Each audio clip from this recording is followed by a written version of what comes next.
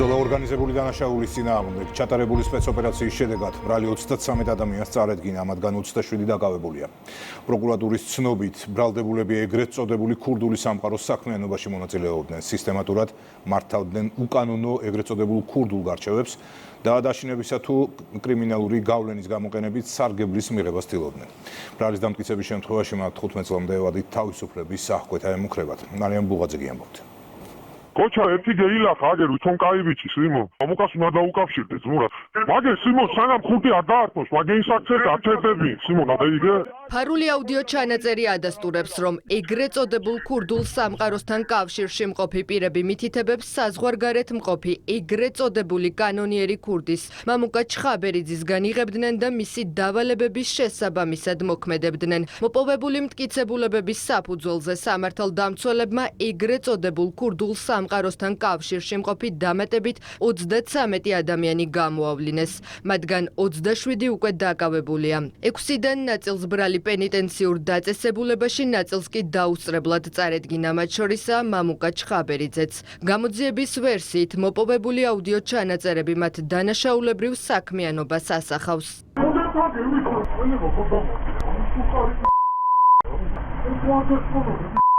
გავლახეთ გასისხული სახე არ ვარგაც ის ციხლი უყივინი. ბიჭო 1500 ხომერიდან ნიკეთ ციხეზე გავაგზავნეთ $2000 ავაღებიეთ და პროსტა ჩემინდენ $100 თუ გახდებოდა სალაპარაკო არ მეგონა. შინაგან საქმეთა სამინისტრომ გენერალურ პროკურატურასთან თანამშრომლობის შედეგად გაშიფრა გეგმა, რომლითაც ბრალდებულები მოქმედებდნენ. დადგინდა, რომ ისინი მოქალაქეებს შორის არსებულ ფინანსურ დავებში ერთვებოდნენ. კონკრეტული მოთხოვნის შეუსრულებლობის შემთხვევაში კი მათ ფიზიკური ანგარიშწორებით და მოკლით ემუქრებოდნენ.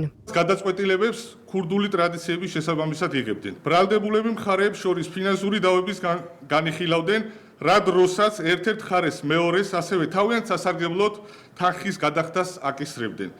კონკრეტული ვადების დარღვევის შემთხვევაში კი ფიზიკური ანგარიშწორებითა და სიცოცხლის მოსპობით ემუქრებოდნენ. ბრალდებულების პირადი და საცხოვრებელი სახლების ჩხრეკისას ამოღებულ ნივთებს შორისაა სხვადასხვა სახის ცეცხლსასროლი იარაღი და საბრძოლო მასალა. პროკურატურამ 33-ვეს ბრალი ოფიციალურად წარუდგინა. ჩადენილი დანაშაული 15 წლამდე ვადით თავისუფლების აღკვეთას ითვალისწინებს. უკანონო ქურდული გარჩევების შედეგად მიღებული გადაწყვეტილებები მიმართული იყო ბრალდებულების ძალაუფლებისა და კრიმინალური გავლენების გამტკიცების, სარგებლის და უპირატესობის მიღებისაკენ. ბრალდებულების ადვოკატების ნაწილი მათი დაცვის ქვეშ მყოფთა ეგრეთ წოდებულ ქურდულ სამყაროსთან კავშირს უარყოფს.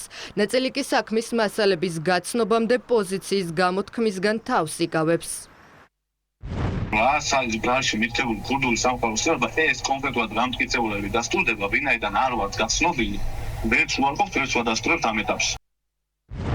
ქურდულ სამყაროსთან კავშირი ამ ადამიანებს არც ადრე და არც აწმყოში არ ქონიათ. პატარა ქალაქია, შესაძლებელია ესენი იცნობდნენ ერთმანეთს.